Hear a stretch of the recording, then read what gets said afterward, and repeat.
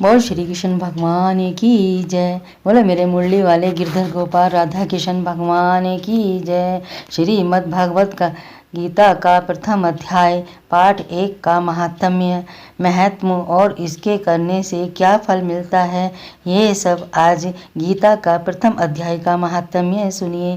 गीता में भगवान श्री कृष्ण जी ने रणभूमि में अर्जुन को जो ज्ञान दिया था वह गीता में बताया गया है। गीता में कुल 18 अध्याय हैं और उन सभी का अपना अलग अलग महत्व है। श्री गीता उपनिषदों का सार है। महाभारत युद्ध के समय रणभूमि में भगवान श्री कृष्ण ने अर्जुन को जो ज्ञान दिया था वह गीता में बताया गया है। गीता में ऐसी बहुत सी बातें हैं जो मनुष्य को जीवन की कई कठिनाइयों को आसान बनाती है। इतना ही नहीं, गीता पढ़ने पर मनुष्य को बहुत सी नई जानकारियाँ भी मिलती हैं। साथ ही हर अध्याय के नियमित पाठ का अपना लाभ और महत्व है। भगवान शिव ने देवी पार्वती को गीता के पहले अध्याय के पाठ का महत्व जो बताया है वही यहाँ आपके लिए प्रस्तुत है। गीता के पहले अध्याय का नाम अर्जुन विषाद योग है। इस अध्याय में कुरुक्षेत्र के मैदान में उपस्थित बंधुओं और संबंधियों को सामने देखकर अर्जुन के मन में उठे विषाद और मन स्थिति का वर्णन किया गया है, जिसे संजय धृतराष्ट्र को बताते हैं। एक समय पार्वती जी ने पूछा, महादेव जी, किस ज्ञान के बल पर संसार के सब लोग आपको शिव कहकर पूजते हैं? मृगछाला ओढ़े और अपने सभी अंगों में शमशान की विभूति लगाए, गले में सर्प और नरमुंडों की माला पहने हुए हो, इनमें तो कोई भी पवित्र नहीं, फिर आप किस ज्ञान से पवित्र माने जाते हैं? तब महादेव जी ने उत्तर दिया कि हे प्रिय, सुनो, मैं गीता ज्ञान को अपने हृदय में धारण करने से पवित्र माना जाता हूँ। इस ज्ञान से मुझे बाहर के कर्म नहीं व्यापते। तब पार्वती जी ने कहा कि हे भगवान, जिस गीता ज्ञान की आप ऐसी स्तुति करते हैं उसके श्रवण करने से कोई कृतार्थ भी हुआ है? महादेव ने उत्तर देते हुए कहा कि इस ज्ञान को सुनकर बहुत से जीव कृतार्थ हुए हैं और आगे भी होंगे। मैं तुम्हें एक पुरातन कथा कहता हूँ, तुम सुनो। एक समय पाताल लोक में शेषनाग की शैया पर श्री नारायण जी नैन मूंद कर आनंद में मग्न थे। उस वक्त भगवान के चरणों को दबाते हुए लक्ष्मी जी ने पूछा कि हे प्रभु, निद्रा और आलस्य तो उन मनुष्य पुरुषों को व्यापता है जो जीव तामसी होते हैं, फिर आप तो तीनों गुणों से अतीत हो, आप तो वासुदेव हो, आप जो नेत्र मूंद रहे हो, इससे मुझको बड़ा आश्चर्य है। नारायण जी ने उत्तर देते हुए कहा कि हे लक्ष्मी, मुझको निद्रा आलस्य नहीं व्यापता। एक शब्द रूप जो भगवत गीता है उसमें जो ज्ञान है उसके आकार रूप है, यह गीता शब्द रूप अवतार है। इस गीता में यह अंग है। 5 अध्याय मेरे मुख है, 10 अध्याय मेरी भुजा हैं, 16वां अध्याय मेरा हृदय और रमन और मेरा उदर है, 17वां अध्याय मेरा जंघा है, 18वां अध्याय मेरे चरण हैं, गीता श्लोक ही मेरी नाड़ियाँ हैं और जो गीता के अक्षर हैं वो मेरा रोम है। ऐसा मेरा शब्द रूपी जो गीता ज्ञान है उसी के अर्थ में हृदय में विचार करता रहता हूँ और बहुत आनंद प्राप्त होता हूँ।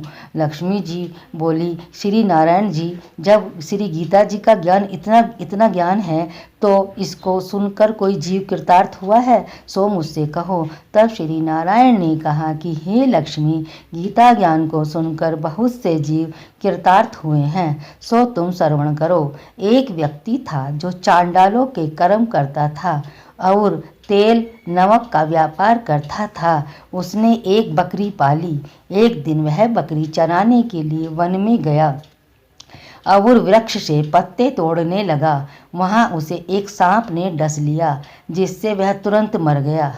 मरने के बाद उसने बहुत से नरक भोगे और फिर उसका जन्म बैल के रूप में हुआ। उस बैल को एक भिक्षुक ने मोल लिया। वह भिक्षुक उस पर चढ़कर सारे दिन मांगता फिरे। जो कुछ भिक्षा मांग कर लाता वह उसे अपने परिवार के साथ मिलकर खाता और वो बैल सारी रात द्वार पर खड़ा रहता। उसके खाने पीने का भी कोई ख्याल नहीं करता था और सुबह होते ही बैल पर चढ़कर फिर मांगने निकल जाता। जब बहुत दिन हो गए तो वह बैल भूख से गिर गया, लेकिन उसके प्राण नहीं निकले। नगर के लोगों ने देखा और उस बैल को कोई तीर्थ का फल दे तो कोई व्रत का फल दे, तब भी उस बैल के प्राण नहीं छूटे। एक दिन एक गणिका आई। उसने लोगों से पूछा कि यह कैसी भीड़ है, तो उन्होंने कहा कि इसके प्राण नहीं निकलते, अनेक पुण्यों का फल दे रहे हैं तो भी इसकी मुक्ति नहीं होती। तब गणिका ने कहा कि मैंने जो कर्म किया है उसका फल मैंने इस बैल को दे दिया है। इतना कहते ही बैल की मुक्ति हो गई। तब बैल ने एक ब्राह्मण के घर जन्म लिया। पिता ने उसका नाम सुशर्मा रखा। उसके पिता ने उसे पढ़ाया लिखाया और पढ़ाया लिखाया। अलग अनेक पुष्पों के फल दे रहे तो भी इसकी मुक्ति नहीं होती। तब गणिका ने कहा कि मैंने जो कर्म किया है उसका फल मैंने इस बैल को दिया। इतना कहते ही बैल की मुक्ति हो गई। तब बैल ने एक ब्राह्मण के घर जन्म लिया।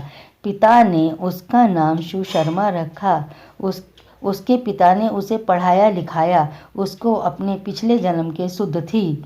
उसने एक दिन मन में विचार किया, जिस गणिका ने मुझे बैल की योनि से छुड़ाया था उसका दर्शन करूं। विप्र चलते चलते गणिका के घर गया और कहा, आप मुझे पहचानती हैं? गणिका ने कहा, मैं नहीं जानती, तुम कौन हो? तब उसने कहा कि मैं वही बैल हूँ जिसको आप अपने पुण्य दिए थे। तब मैं बैल की योनि से छूटा था। अब मैं विप्र के घर जन्मा हूँ, आप अपना पुण्य बताएं। गणिका ने कहा कि मैंने अपने जाने पुण्य नहीं किया, परंतु मेरे घर एक तोता है, वह रोज सवेरे कुछ पढ़ता है, मैं उसका वाक्य सुनती हूँ, उस पुण्य का फल मैंने तुम्हें दे दिया। तब विप्र ने तोते से पूछा कि तू सवेरे क्या पढ़ता है?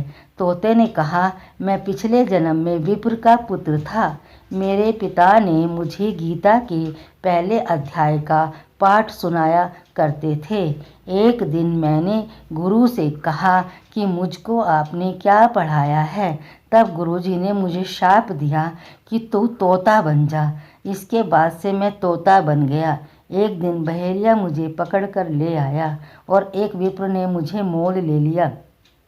वह विप्र भी अपने पुत्र को गीता का पाठ सिखाता था। तब मैंने भी यह पाठ सीख लिया।